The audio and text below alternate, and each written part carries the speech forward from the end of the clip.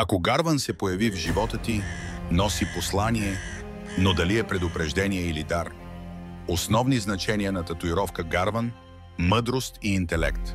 В скандинавската митология Один, богът на мъдростта, има два гарвана – Хугин и Мунин, които му носят знания за света, война и защита. Викингите са свързвали гарваните с бойното поле и победата.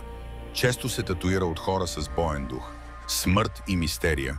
Гарванът често е свързван с отвъдното, прехода между живота и смъртта и таинствените сили на съдбата. Трансформация и промяна. В много митологии гарванът е символ на промяна, ново начало и способност за адаптация. Самота и независимост. Гарваните са умни и независими птици, което прави татуировката им знак за сила, самоувереност и самостоятелност. Послание и предсказание. В някои вярвания гарванът е вестоносец и може да символизира интуиция или дълбока връзка с духовния свят.